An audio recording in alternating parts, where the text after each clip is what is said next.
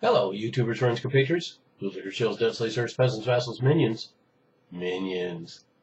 I'm a useful idiot, welcome. And today I want to go to Saudi Arabia, to talk about ISIS, or the Islamic State. A very interesting interview just several days ago in a Moroccan media. And unfortunately, the entire interview, 33 minutes long, is all in a language I do not understand, but the article itself purports to make some startling claims. And so let's get into this. It's pretty interesting. A Saudi Shura Council member named Dr. Aissa Al-Ghaith has said that the ISIS is backed by international intelligence agencies of key regional players, including the U.S., Iran, and Israel. And they're all involved in funding and arming ISIS. And so a startling claim.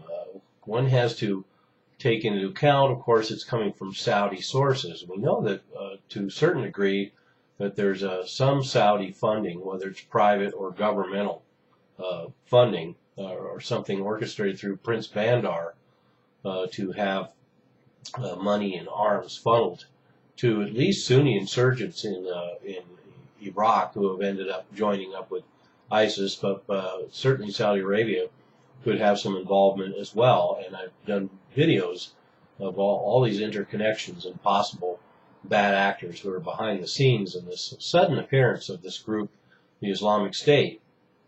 And so he goes on to say that the withdrawal of Iraqi forces from Mosul and other areas was a tactical maneuver to allow ISIS to seize the weapons. And that's a point that's been made by other pundits as well. It's something that seems like a no-brainer in some respects. And we have accounts of Iraqi soldiers basically saying that the officers told them to leave their equipment and abandon their posts. And it was either a coordination with ISIS elements, or it was a coordination with intelligence operatives, or both. So the fact that this Saudi official addresses these very specific issues is interesting in itself. And then he further pointed out that ISIS hasn't attacked either Iran or Israel. And once again, that's a very interesting question. I did a video myself of why, the big question, why hasn't Al-Qaeda done a major dramatic attack on Israel, supposedly one of its foes, one of the main foes and focal points, theoretically, of a certain amount of jihad in that region. And so now we have the fact that there's other evidence that Israel has been involved in supplying field hospitals in the Golan Heights and perhaps parts of Iraq for Al-Qaeda and ISIS. And this has been documented, at least as best we can, from the vantage point from where we're at.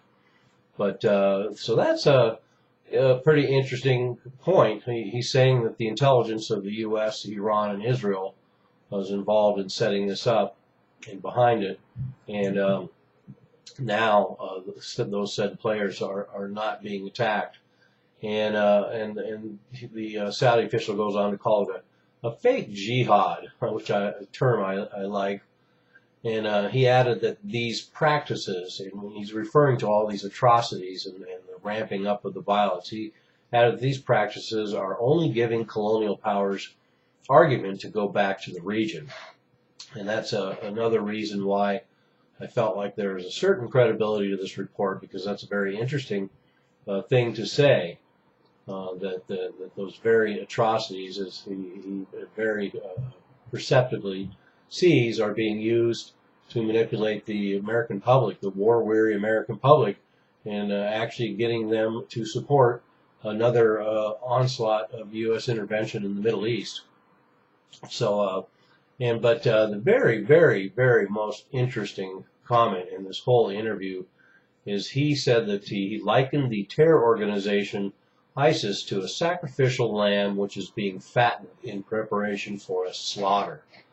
And not only is that a very vivid description, but what a policy, because we've heard this idea discussed before that if it is a movement that is created and manipulated ultimately by Western interests, including the U.S. and Israel, then what would be a goal, and one goal, of course, would be to concentrate all the radicals, all the jihadists into one group.